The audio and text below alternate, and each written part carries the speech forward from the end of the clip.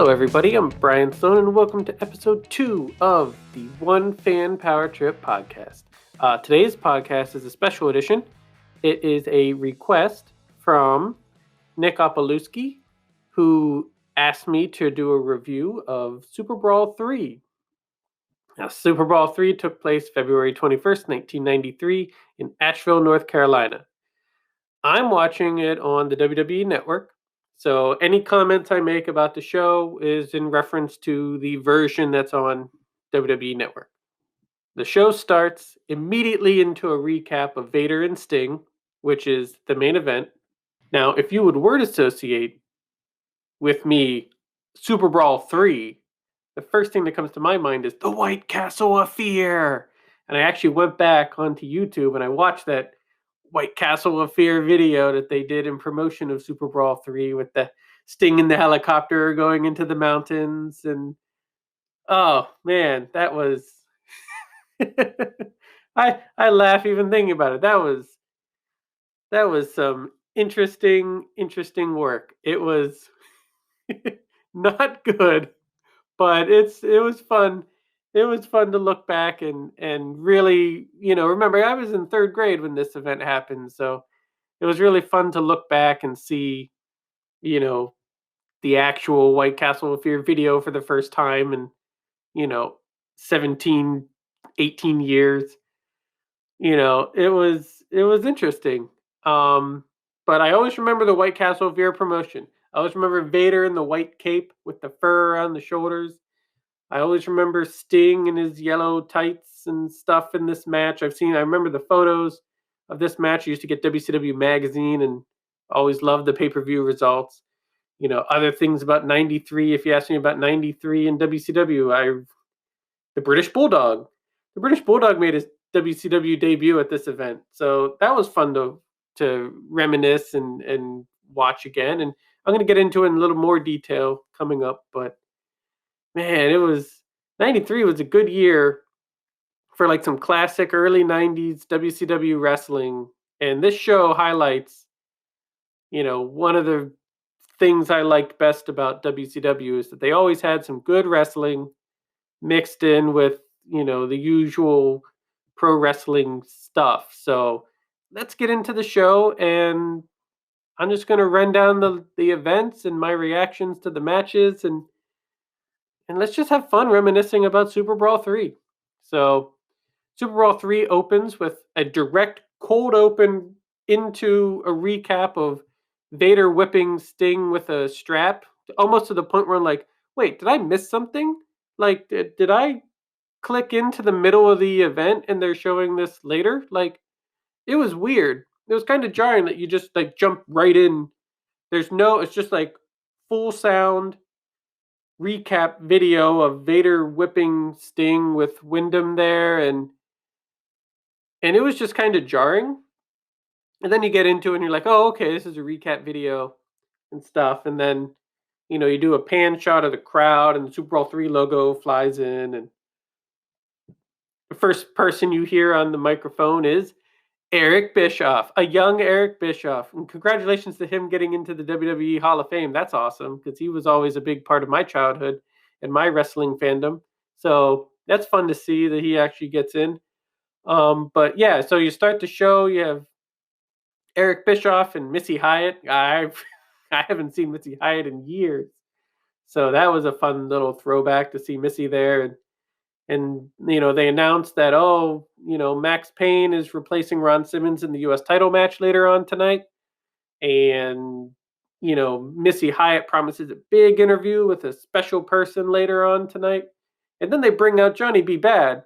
And when I think back to 93, 94 WCW pay-per-view events, the first thing that always comes to my mind is Johnny B. Bad coming out early into the show, usually with his, confetti popper gun and the music. Like, without fail, he's always, at least 94, he was like always in the opening match.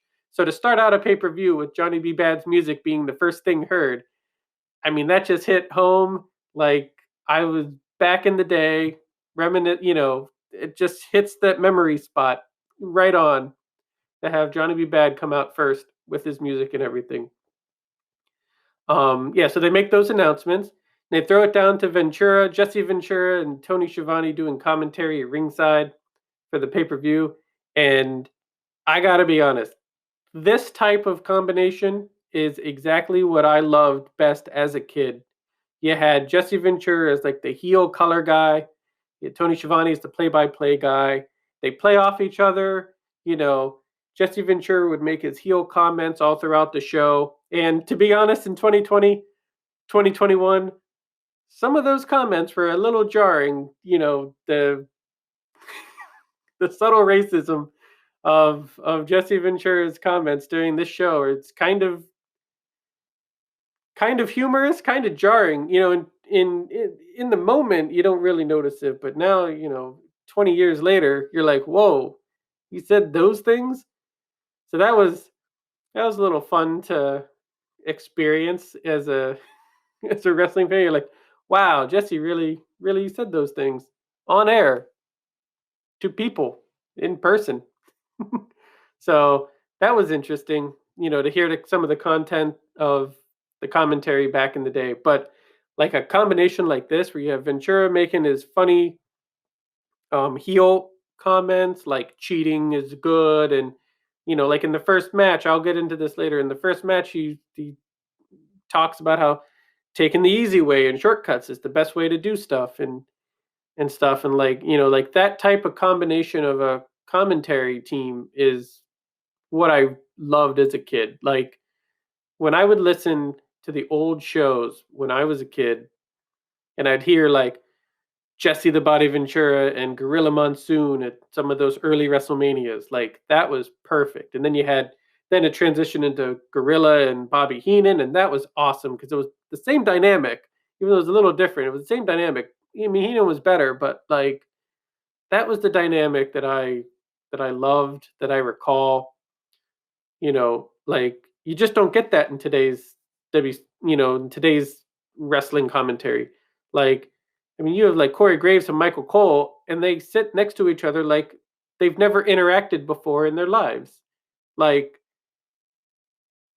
Cole will say something without any feeling, emotion, whatever. He's like doing a straight call of whatever's happening in the ring, and like Corey Graves will make a comment. And even when they try to converse, like it's not natural. It doesn't feel natural. Like, and they might be the best ones right now, but in my opinion, the best team is actually New Japan's with Kevin Kelly and whoever he's commentating with. Like it could be anybody. I was watching a show the other week.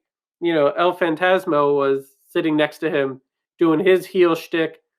Like that was awesome. And like Kevin Kelly with Gino Gambino and the other guy, like that is the type of rapport the New Japan commentary team has, that brings me back to the old days. That where I can have like two or three people, preferably two, sitting next to each other, but they're like friends. But they're friends that have different viewpoints or different agreement as to what is acceptable and not acceptable. So like you'll have a friend, like in this case, Jesse Ventura makes a point like, oh, I think cheating is great. And Tony Schiavone disagrees with this point, but they don't like hate each other. They're not like making mean jabs at each other about their disagreements. They're just have different points of view, but like they're friends, like riffing off each other. They're, like Bobby Heenan could make a crazy comment and Gorilla Monsoon would be like, "Oh, will you be quiet?" Yeah, but like that's like the fun social, rapport that the commentary teams used to have, and I don't feel it. I don't feel it in today's commentary. But man, this commentary team was a nice throwback to the day. So after they introduced the show, you go to Max Payne playing the national anthem on his guitar. And if you ask me about Max Payne, the only thing I remember about Max Payne was his jacket and his guitar.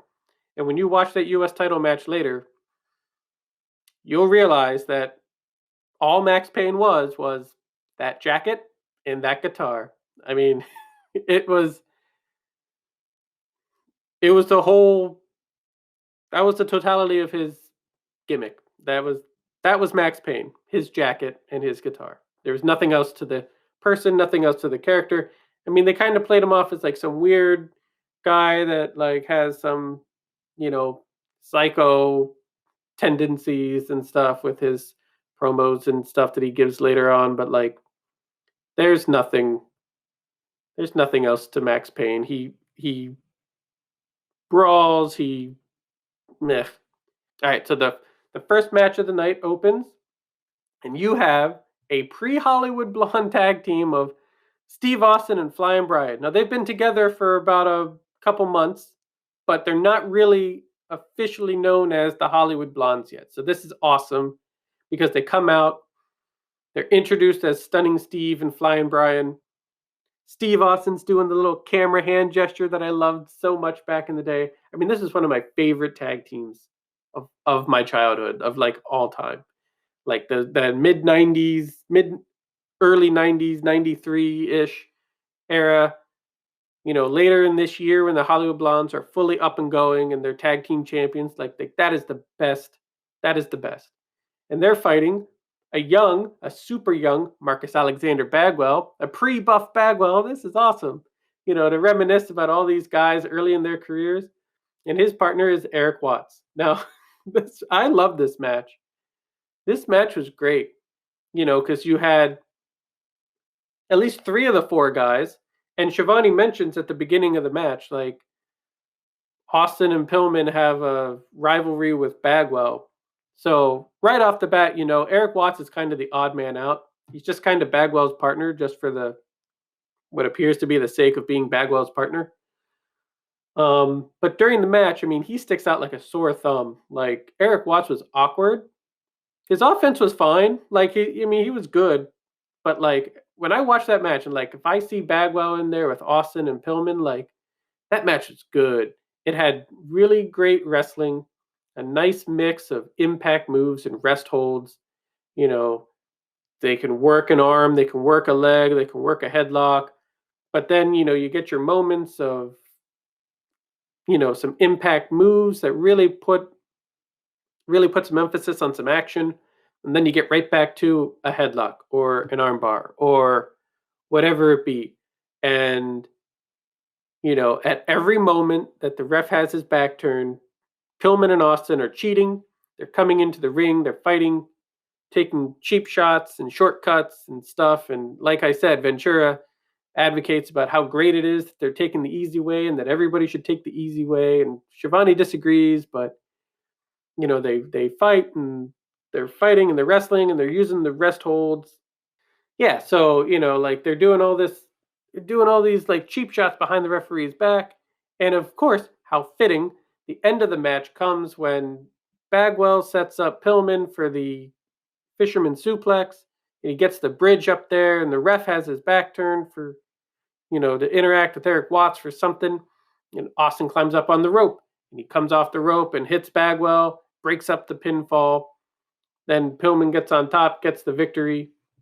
And the Hollywood Blondes, the pre-Hollywood Blondes, get their victory. And this was a really great act to open up the pay-per-view. I really enjoyed this match. It was about 15 minutes long or so, and like time flew. For me, this was enjoyable the whole way around. You know, they had nice wrestling action, and then they had nice wrestling rest holds, and it really told a good story.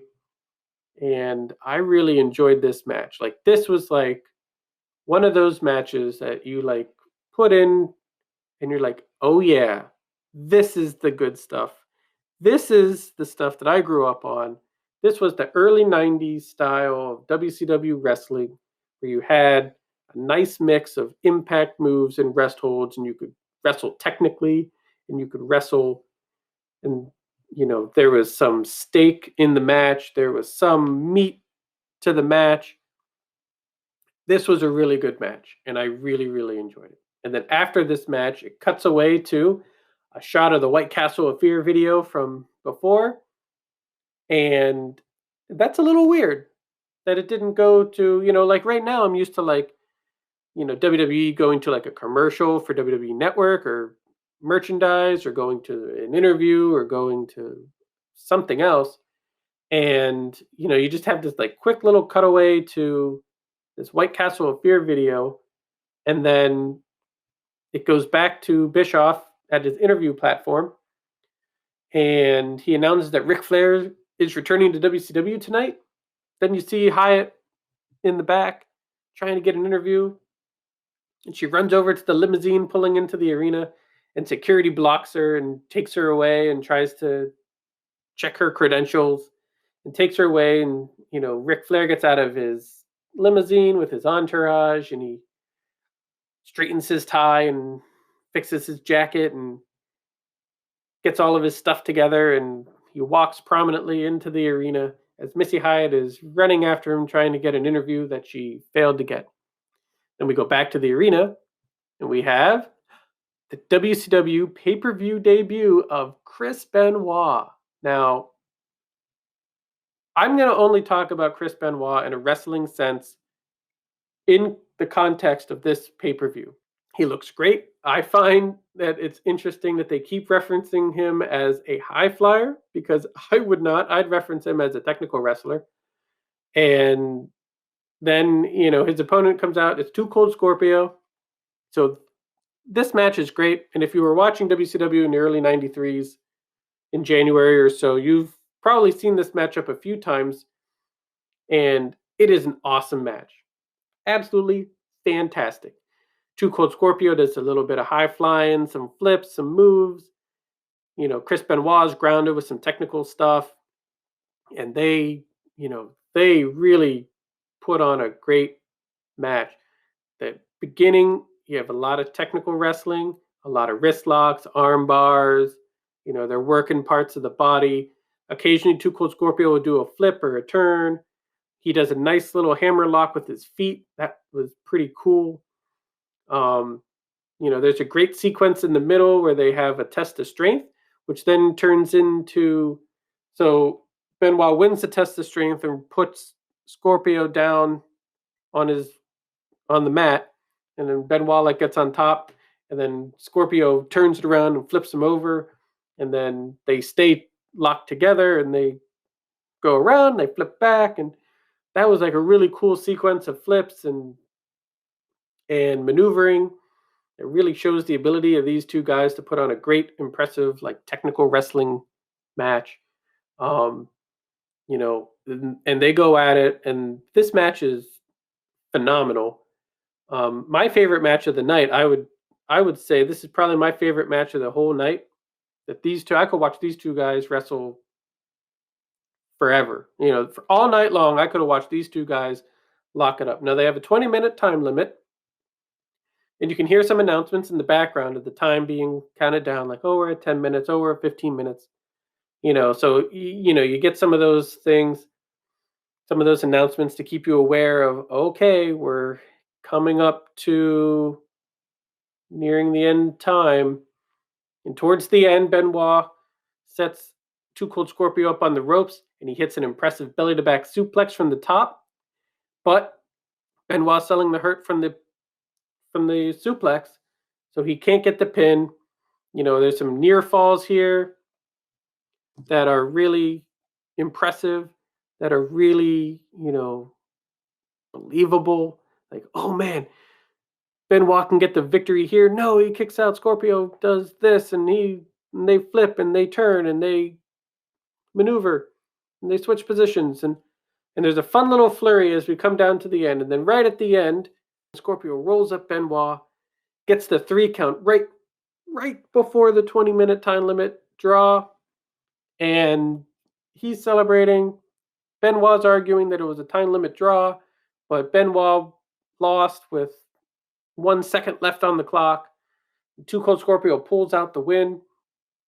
This was a fantastic match. If you have one match to go back to from this pay-per-view, while it's hard for me to not suggest the strap match because that's the main match of the card, if you want to dig deeper than just the name value pay-per-view main event, go back to this match, because this match is fantastic.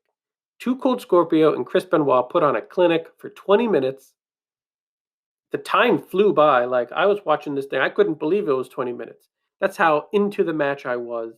It was fantastic. And if you're a fan of Chris Benoit or Too Cold Scorpio or just even some good early 90s slower paced professional wrestling, especially from WCW, this is the match you want to check out. Okay, so after that phenomenal Chris Benoit Too Cold Scorpio match, we head up to Eric Bischoff, and he hypes the WCW hotline. Dustin Rhodes on there at the moment, and then Max Payne comes out for an interview, and Bischoff goes on this long rambling introduction, which Max Payne cuts him off and demands that he be allowed to speak. Then he suggests that, you know, Ron Simmons is out with a shoulder injury and that it's a real injury. Maybe Max Payne hurt Ron Simmons so he could get this spot in the match. I wasn't paying super close attention to 93. It's been 20 years since I paid attention to the day-to-day events of 1993 WCW, so I forget. But Max Payne makes this comment like, you saw that my guitar was real, and therefore Ron Simmons' shoulder injury must be real. So, Dustin Rhodes is going to be in for a hell of a night, and it's going to be a lot of pain. And then he plays taps on his guitar, which is a nice little touch that Schiavone and Ventura talk about a little bit later at the beginning of the next match. That, Dustin Rhodes is in for a lot of trouble tonight. Max Payne played taps on his guitar, which means that's the end of the line for Dustin Rhodes.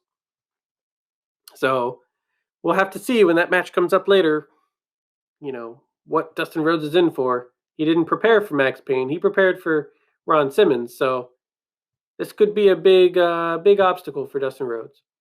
But the next matchup on the card is the WCW debut of the British Bulldog. Yay! Davey Boy Smith comes out to a big ovation for his first match in WCW in 1993. And immediately, Schiavone hypes the European tour coming up, which would take Davey Boy Smith back to England, back to Europe. And they hype the debut of the British Bulldog in WCW. And it's a big, glorious introduction. It's kind of weird because I'm used to the WWF, British theme music for British Bulldog, that when he comes out here as Davey Boy Smith, it's just to like some generic 90s music that they just have playing in the background. Like, you don't even recognize that it would be for the Bulldog. It's just some generic music. He gets to fight Wild Bill Irwin. Now, I wasn't in a part of a country where I could watch world-class championship wrestling or Mid-South or Smoky Mountain. So my exposure to Bill Irwin is kind of limited. So for me, this felt like it would be a debut squash match. And while it went a little long for a squash match, it went like 5-6 minutes, it was a nice showcase of the British Bulldog displaying his offense and displaying what he does best. He had an excellent suplex that Ventura calls out, and he did his running power slam for the win. So that's everything you want from a British Bulldog match. And it was a great debut, a great showcase of the British Bulldog. After the match, he gives a promo with Schiavone outside saying that he's arrived in WCW and he's here to get his WCW World Championship, and he's going to take Van Vader and he's going to eat him up and take his title. So that happens after the match. So then after that, we go to Eric Bischoff interviewing Paul Orndorff in the back, getting ready for his Falls Count Anywhere match with Cactus Jack. And right at the beginning of the interview, you hear some banging in the background, and out of nowhere appears Cactus Jack with a shovel. He chases Paul Orndorff to the ring. They start a brawl on the floor, and they're fighting, brawling, using the guardrail, using the floor, pulling up the mats, slamming each other on the ground. There's a cool spot, and it looks like Cactus Jack misses, but he jumps off the second rope to do a sunset flip on Paul Orndorff, but he doesn't quite grab Paul Orndorff, so he just kind of smacks the ground on his back. and he makes a sickening thud. Then he grabs Orndorff and pulls him down for the 2 count. Doesn't get the pinfall there. They keep fighting, brawling on the outside. At one point, they go up the aisleway, and this is a nice classic 93 style street fight brawl on the outside. They spend a lot of time outside. They fight into the aisleway, and they're going up the aisleway. Paul Orndorff whips Cactus Jack into the guardrails, and Cactus Jack does this fun little like roll over the guardrail railings and lands in a thud on the ground, and he gets, Orndorff is using the guardrails like a steel cage, and he's like hitting Cactus Jack's head, and he's like hitting Cactus Jack's head into the railing, and they're brawling on the outside. Eventually they come back over the railing, go down the aisle, they get back in the ring, and they wrestle for a while. And Orndorff is like focusing on the knee of Cactus Jack. He rips off his knee brace and he's slamming his knee into the mat. And they go outside and they slam it on the ground, and he's fighting with the knee, really focusing on that knee. And there's a cool like suplex spot where Orndorff picks up Cactus Jack and suplexes him over the railing, and they continue to brawl outside. Eventually they get back in the ring, and they're fighting. There's some chairs, and Orndorff goes and he's like signaling for his pile driver finish. He's like, this is the end. And he signals to the one side of the ring, and he signals to the other side of the ring, and he's going around the ring, all 4 sides. And he gets about 3 sides into going around the ring, motioning that he's going to do this pile driver. And he turns around, and Cactus Jack wails him with the shovel that you saw at the beginning, knocks him out cold, gets the 3 count. And it was a fun match. If you like Cactus Jack and Mick Foley, and you like his street fights, and you like his brawls, and you like his wild, matches full of carnage and crazy bumps, this is a really good match. Paul Orndorff does fantastic. He tries to make it as brutal and physical as he can. He brings him into the ring. He wrestles Cactus Jack. There's a nice spot of wrestling in the middle of the ring for a while, in the middle of the brawl. It was a fun Cactus Jack early 90s match. Before he really got big, these were the types of matches Cactus Jack was known for. He always had some fun spot where he's flying on to the unprotected concrete on the ground, and this match did not disappoint in that aspect. So that was a fun Cactus Jack match. So after that, we go up to Eric Bischoff and Johnny B. Bad, and Missy Hyatt makes the announcement that Ric Flair is not only here, but he will come out to the crowd and introduce, that he will come out and address the crowd as why he's back in WCW.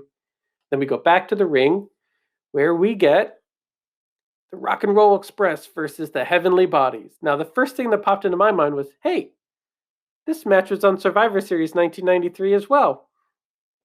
And I remember seeing the Heavenly Bodies at SummerSlam. So that's the first thing that popped into my mind when I saw this match. Again, I did not watch these territories where these guys were their most famous. Now, I had seen enough of the Rock and Roll Express to know how great they were, how legendary they were, and stuff from old. I've watched all the old pay-per-view events, all the old videos and stuff. So to see the Rock and Roll Express wasn't new or crazy, but the Heavenly Bodies, they come out. It's like, oh yeah, there's Bobby Eaton. I remember him. Stan Lane and Tom Pritchard. I didn't really know the Heavenly Bodies. So when I see them here, they don't really strike me as anything. It appears the WCW crowd doesn't really know them either, the way Schiavone and Ventura talk about them. Now, I had seen Jim Cornette a lot, so I was familiar with Jim Cornette, and I liked Jim Cornette and his antics with the tennis racket and getting involved in the matches and his crazy outfits with the bright colors and the crazy color schemes. That brought back some nostalgia, to see Jim Cornette and his getup, and to see Bobby Eaton in a WCW match is like classic WCW. Bobby Eaton was great. I always loved watching his matches. So this match starts. And it's fun. You get to see all the spots that the Rock and Roll Express are known for. The beginning of the match is a lot of fun. Rock and Roll Express has control. They're doing a whole bunch of stuff to be a thorn in Cornette's side as they usually were. They do a lot of stuff, make the Heavenly Bodies look like fools. They're always pulling out some fun moves that reverse a Heavenly Body move or that forces the Heavenly Bodies to run into each other. I mean, there's a spot where they're like doing a cross and Morton goes to the outside and Cornette comes in to interfere and Stan Lane runs over Jim Cornette. Like that was some good fun where the Heavenly Bodies just like looked like goofs and they were just like colliding into each other and falling over each other, and the Rock and Roll Express were having their way with the Heavenly Bodies. Halfway through the match, Heavenly Bodies get their control and they really take it to the Rock and Roll Express, and they're hammering the Rock and Roll Express and they're executing their offense the way the Heavenly Bodies execute their offense. And it builds up and it builds up and it builds up, and Gibson's on the outside and he's trying to get in. And finally, Morton gets the hot tag. Gibson comes in, clears the house. The ref's distracted. A whole bunch of interference is going on. People on the outside are interacting with the ref, distracting the ref. Bobby Eaton comes out again. He goes to break up a pin attempt. So instead of hitting Morton, he goes off the ropes, hits Tom Pritchard. Morton had moved out of the way. Eaton gets knocked out of the ring. Turns out Robert Gibson was the legal man. Everything gets lost in the confusion of everything that's happening. Robert Gibson's the legal man. He goes over, pins Tom Pritchard for the win. Classic Rock and Roll Express victory. Great crowd reaction. A lot of fun. This was the type, there was a lot of action in this match. And if you like the Rock and Roll Express, this is a fun match to go back and watch. It's not a classic in my estimation, but this was an enjoyable watch, a fun watch. Everybody played their part the way it should have been played, with great execution and a great outcome, a great crowd reaction. Now, next up is my least favorite match on the card, Max Payne and Dustin Rhodes for the U.S. title. Now, Max Payne comes out, he's got his jacket, he's got his guitar, and then as soon as he takes off the jacket and guitar, he's got these generic black tights. And I was like, oh, right, Max Payne. That's why I don't remember him, because he wasn't noticeable in any way outside of that jacket and guitar. So Dustin Rhodes comes out. He's got the U.S. title. They start the fight pretty early. They brawl at the beginning, and then it kind of slows down into a hard-fought, slow match. They both work each other's arm for a lot of the match, trying to get moves in to damage each other's arms. And it's just a lot of back and forth, slow moves, some impact. It's not a great match. They spend a lot of time working on the arms of each other, and it's just kind of a slog.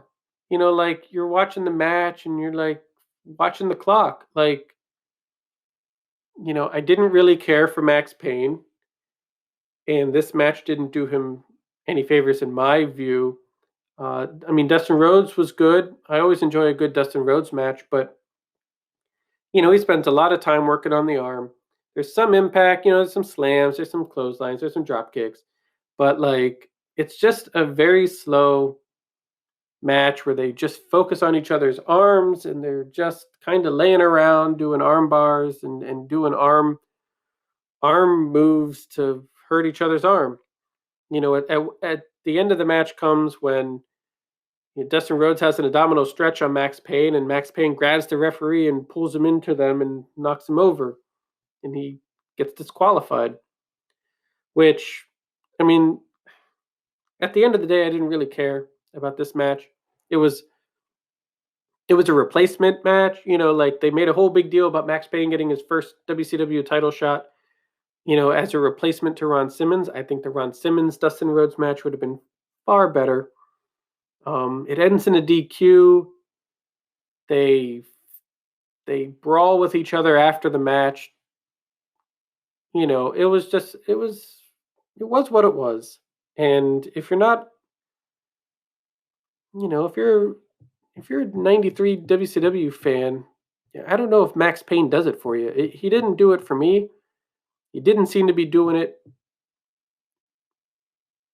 for others. I mean, he's on the show for the national anthem. He gives a pre-match promo. He does the match. I mean, he's on there like 3 times, more than anybody else, aside from Ric Flair. On this show. So I didn't really care for this match. This is my least favorite match on this card. Um, so they brawl on the outside. After this match, Ric Flair comes out.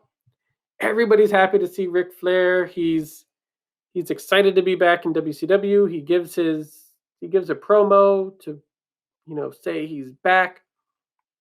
He's going to stay for some commentary. So he sits down with Shivani and Ventura, and he's calling the NWA title match. The NWA title match is Barry Windham versus the Great Muta. Now, on paper, I was excited to see this match. This match when I saw this match was on the card, it perked my ears up. And I was like, oh, this match is on the card? I don't remember this match. As a kid, I don't remember this match. But came out, has an hour time limit because it's a NWA World title match. So that's something to keep them like, wow, they could go an hour. That's awesome. I'd love to see Wyndham and Muta go for an hour.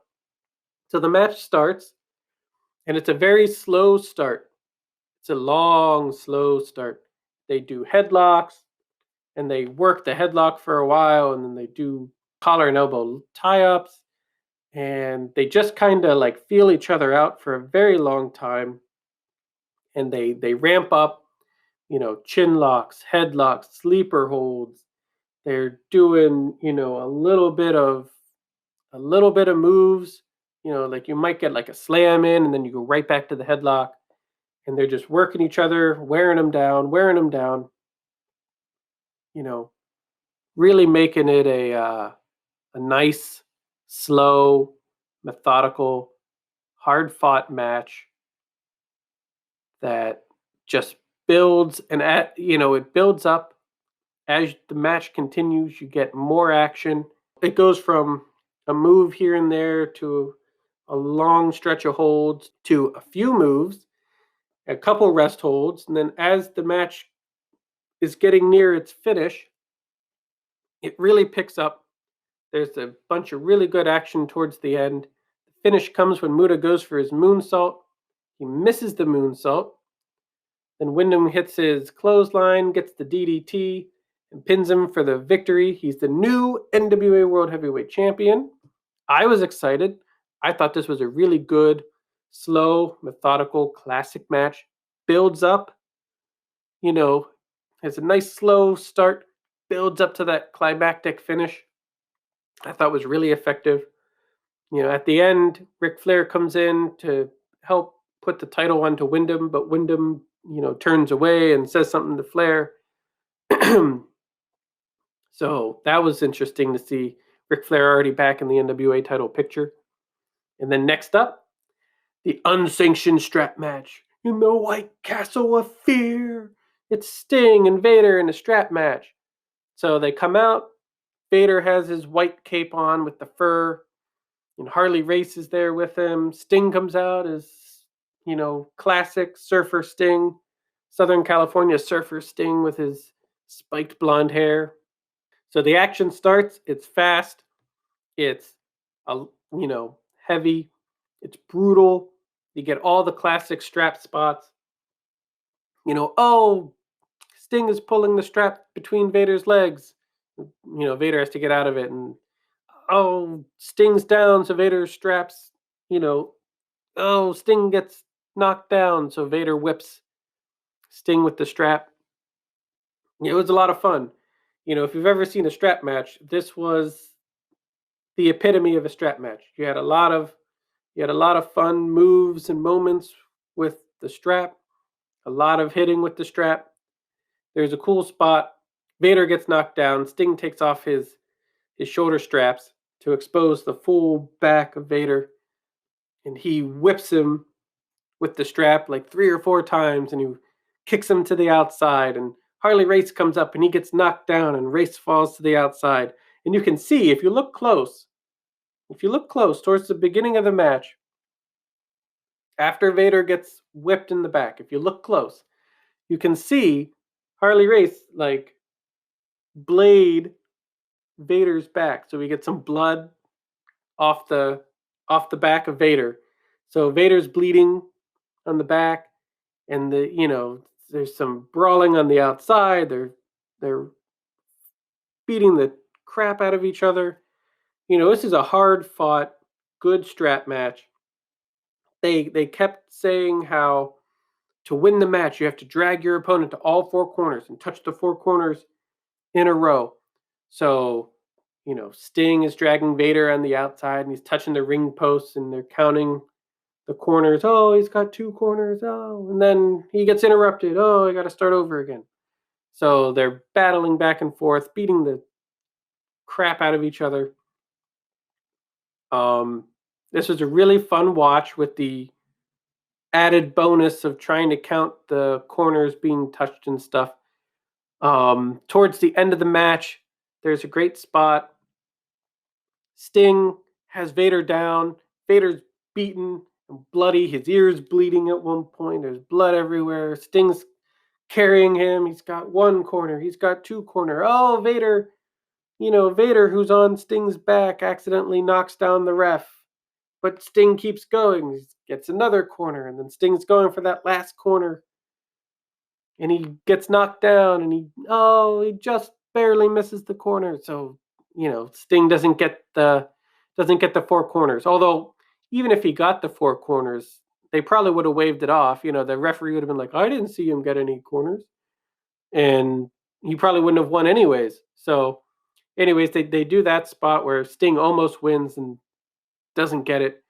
And then, they're fighting and Vader's fighting and he's dragging Sting around and he's got 3 corners and he's going for that last corner and Sting grabs the rope and he's trying to keep Vader from getting the thing, and Vader's trying to drag him off the rope to get that last corner, and Sting kicks Vader in the face and Vader falls back and flings his arms out and he touches the corner, and the ref looks up and he says, "That's it."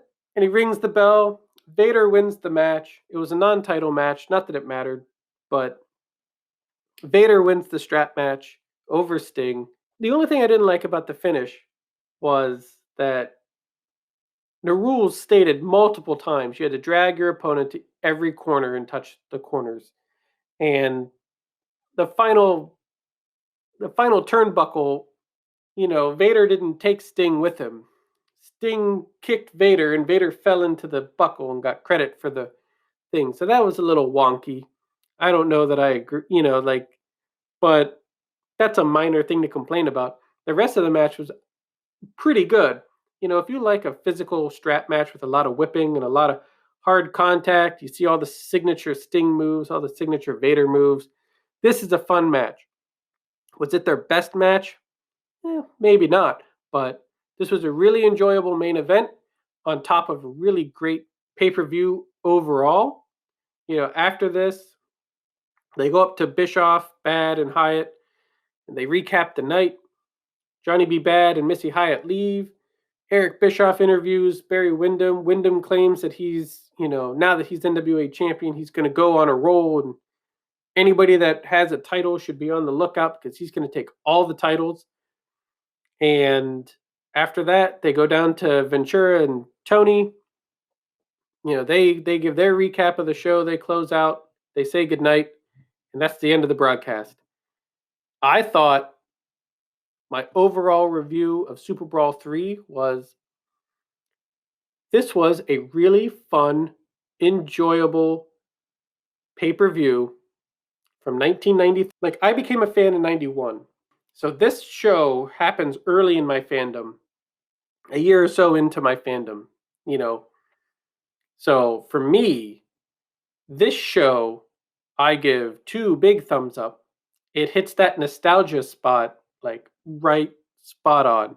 Like, whenever there's a moment where I'm like, oh man, I want to put in a classic old event, just have some fun with some classic old event in the background. This one is pretty high on my list. I love Austin and Pillman as the Hollywood Blondes. They were one of my favorite tag teams as a kid. I had WCW magazine, I had their poster and stuff. Like, they were fantastic. That Benoit Two Cold Scorpio match, I could watch that again and again and again and again, like every day. I could probably put that match in and be happy to watch that match without thinking of current events. Like, that was a really good match. Yeah, the Bulldog match, it was fun to watch Bulldog in WCW have his debut in WCW, but the match itself wasn't that great. Yeah, Cactus Jack and Paul Orndorff, that was a fun match. I mean, like, all these matches are really good. So, I mean, you can't go wrong with basically any match on this card. They are all pretty strong. Even though I didn't care for the US title match, I mean, it's not the worst match I've ever seen.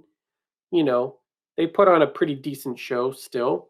And this is a really enjoyable show. So if you want your classic nostalgia 1993 WCW, this this pay-per-view should hit the spot. And I highly recommend that you watch it if you haven't seen it in a long time.